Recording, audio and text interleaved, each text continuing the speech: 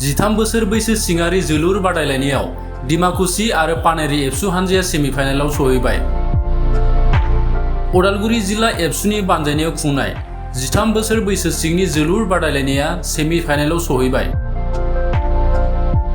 टंला जौसिन फरायसालिनि गेलेग्रा फोथाराव थांनाय 15 जुलाइनिफ्राय जागायनानै गेलेनायाव पानेरि एबसु हानजाया खाग्राबारि एबसु हानजाखौ टाइब्रेकारनि हेफाजाबाव 5 आरो 4 गलाव फेजेनना सेमिफाइनाल गेलेनो जायगा मोनो।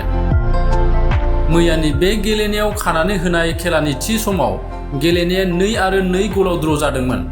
उनाव सामलायगिरि एबा रेफारिया टाइब्रेकारनि बिथोन होयो। मख'जायोदि बिनि सिगां 20 जुलाइखालि डिमाकुसि एबसु हानजाया टंला एबसु हानजाखौ 5 आरो 3 गलाव फेजेननानै सेमिफाइनाल गेलेनायनि मासिखौ आवग्रिनो हादोंमोन। फैगौ 25 जुलाइखालि बे सेथि सेमिफाइनाल गेलेनाया डिमाकुसि आरो पानेरि गेजेराव जागोन।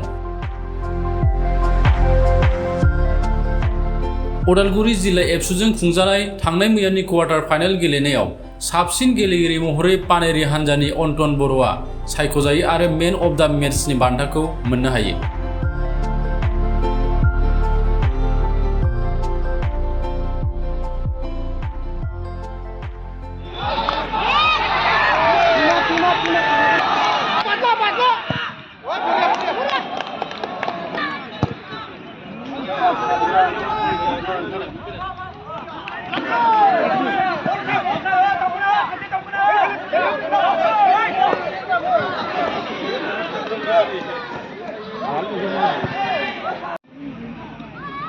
Oh, keren macam le. Angin kan itu pegang niau ini lagi tu. Abai nang. Dah clean ya. Gol. Ay, kira.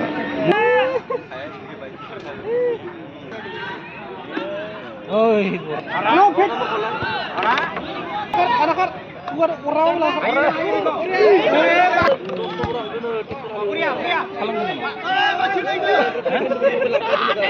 Lama.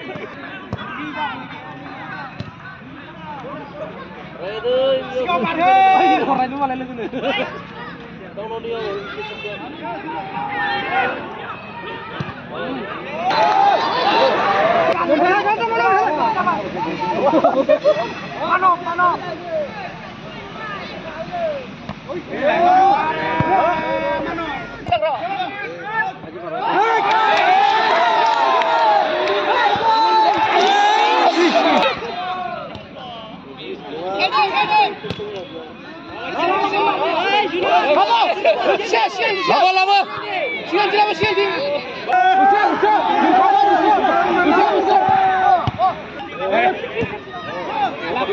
Laka iskut ni sini. Man, Hasan. Direct. Oh.